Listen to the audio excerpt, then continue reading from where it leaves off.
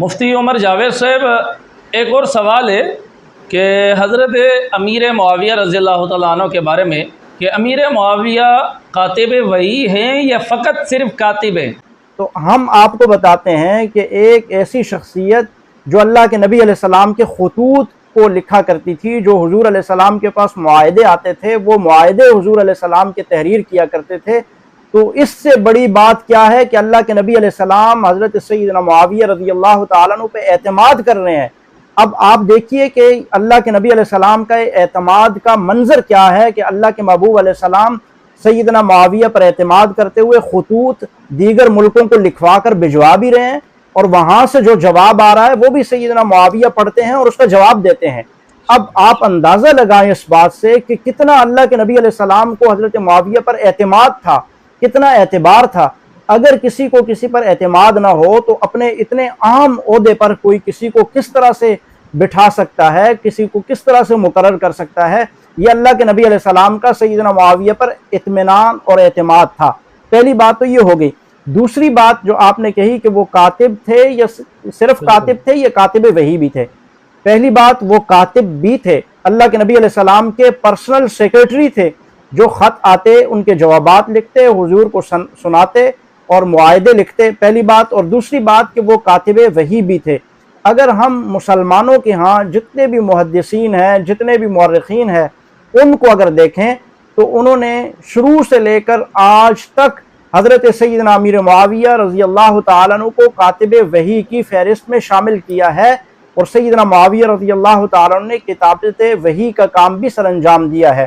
میں آپ کو 8ویں صدی ہجری کے انتہائی ثقہ محدث امام ذہبی رحمۃ اللہ علیہ ان کا حوالہ سب سے پہلے دوں گا۔ وہ اپنی مشہور کتاب تاریخ اسلام میں لکھتے ہیں، وَقَدْ صَحَّ عَنْ ابن عباس قَالَ كُنْتُ أَلْعَبُ فَدَعَانِي رسول اللہ صلی اللہ علیہ وسلم وقال ادع لی معاویہ وکان یکتب الوحی۔ حضرت ابن عباس رضی اللہ تعالیٰ عنہ اس حدیث کی روایت کرتے ہیں، وہ فرماتے ہیں کہ میں چھوٹا تھا، بچہ تھا، اور میں کھیل رہا تھا، اور رسول اللہ صلی اللہ علیہ وسلم نے مجھے بلایا اور کہا ادع لی معاویہ، تو معاویہ کو میری طرف بلا۔ اور اس حال میں کہ حضرت معاویہ اس وقت حضور علیہ السلام کے لیے یکتب الوحی، وحی لکھا کرتے تھے، واضح الفاظ میں وحی کے الفاظ یہاں اس حدیث میں حضرت ابن عباس والی روایت میں موجود ہیں۔ پھر اگر آپ آگے چلیں، یہی روایت امام ذہبی رحمۃ اللہ علیہ نے سیر اعلام النبلاء میں ذکر فرمائی، اور امام احمد نے اپنی مسند میں اس کو ذکر فرمایا، اور ایک جگہ پہ نہیں، 4 مقام پہ ذکر فرمایا ہے۔ 3131، 2150، 2000 اسی طرح 65، 3104 نمبر حدیث، یہ 4 مقامات پر اس روایت کو مسند احمد میں ذکر کیا گیا ہے۔ پھر اگر آپ آگے چلیں تو 5ویں صدی کے مشہور محدث امام بہقی نے دلائل النبوہ میں اس روایات کو اپنی سند سے ذکر کیا ہے، جس میں صراحت کے ساتھ یہ بات ذکر ہے وَكَانَ يَكْتُبُ الْوَحِي، کہ اللہ کے نبی علیہ السلام کے یہ عظیم المرتبت صحابی کاتب وحی سیدنا امیر معاویہ رضی اللہ تعالیٰ عنہ کتابت وحی کا فریضہ سر انجام دیا کرتے تھے۔ پھر آپ آگے چلیں، حافظ ابن کثیر دمشقی وہ البدایہ والنہایہ میں صراحت کے ساتھ وکاتب وحی رب العالمین، کہ حضرت معاویہ رضی اللہ تعالیٰ عنہ کو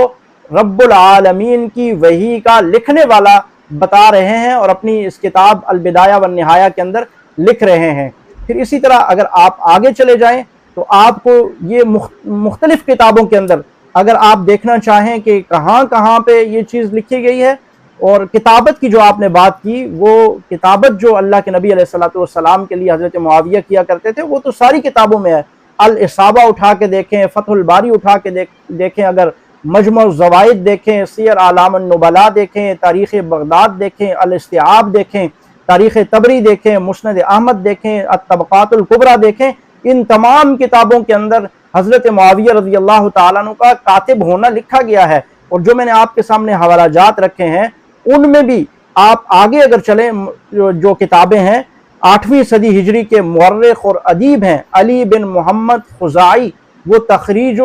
دلالات الشرعیہ میں وہ یہ لکھتے ہیں۔ اور اسی طرح آگے چلیں، یہ 8ویں ہجری کے ہی ہیں، فقیہ شیخ الاسلام ابن تیمیہ نے مجموع الفتاوا میں، اور اسی طرح 7ویں ہجری میں امام قرطبی نے الجامع للاحکام القرآن میں، 6 ہجری کے مشہور فقیہ و محدث ابن العربی مالکی نے احکام القرآن میں، 5ویں صدی ہجری کے مورخ اور مفسر قاضی محمد علامہ قزائی نے الانباء بانباء الانبیاء والتواریخ الخلفاء میں، پھر آگے آپ چلتے جائیے تیسری اور چوتھی صدی کے یہ مشہور فقیہ اور ادیب ابن عبد الرب اندلسی ہیں، یہ مشہور کتاب العقد الفرید میں، اسی طرح ابن حجر ہیثمی تطہیر الجنان واللسان میں، امام الہند شاہ ولی اللہ محدث دہلوی رحمۃ اللہ ازالۃ الخفا میں، اور فن رجال کے مشہور محدث عبد الحی کوتانی نے التراتیب الدرایا میں،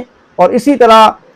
اس زمانے میں اگر آپ دیکھیں تو حضرت مولانا شیخ الاسلام مفتی تقی عثمانی صاحب نے بھی اپنی کتاب علوم القرآن صفحہ 169 میں سیدنا معاویہ رضی اللہ تعالیٰ عنہ کے لیے کتابت وحی کا اس بات کیا ہے۔ یہ اس بات کو سارے کے سارے یہ مانتے ہیں کہ حضرت معاویہ کاتب وحی بھی تھے،